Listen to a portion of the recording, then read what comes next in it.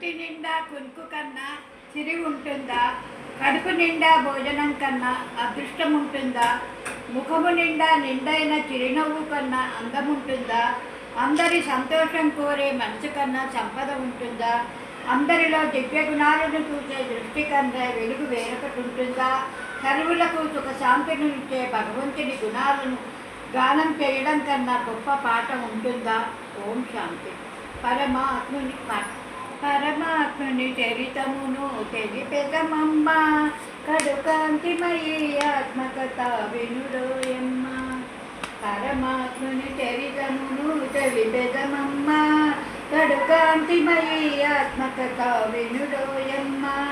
బ్రహ్మ బాబా జీవిత చరితము విందురురారమ్మ, విన్నవారికే జీవితమే మారునమ్మ. జ్ఞానయోగాలను నేర్చుకొని సాధించిన వారికి సంపూర్ణ వారసత్వమునే పొందవచ్చట. ఎన్నో జన్మల పుణ్యం కొద్ది భారతదేశంలో పుట్టాము, తీరా పుట్టి ధర్మం తెలిసి బాబా మోజులో పడ్డాము. బాబా జీవించినంత కాలము స్మృతి యాత్రలోన పయనించుతూ సంపూర్ణ వారసత్వమునే పొందెదము. పరమాత్మను మనలను దేహి అభిమానిగా చేయగా కర్మాతీత స్థితిలో ఉంటూ బాబా సమీపముగా చేరుతున్నాము. పరమాత్మ ఆత్మలందరికీ సర్వ సంబంధాలు తోడుగా ఉన్నారు.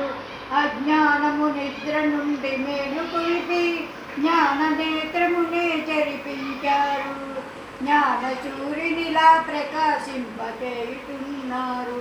పరంధామము నుండి శక్తి ప్రకాశము పవిత్రత కాంతి కిరణాలు ప్రకాశింపచేయగా నలువైపుల అంగమును పవిత్రంగా మార్చుతూ పావనంగా చేయగా పావన రాజ్యానికి అధికారిగా మార్చుతున్నారు.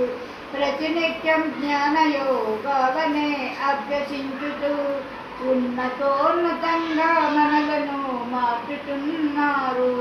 పరమాత్మ ఈ పాట విన్న వారందరికీ ధన్యవాదాలు. మంచి కావాలని నేను కోరుకుంటున్నాను. ఈ పాట భగవంతుని యొక్క కిరణాల ద్వారా, శక్తుల ద్వారా మీకు వినిపించటం జరుగుతుంది. ఓం శాంతి.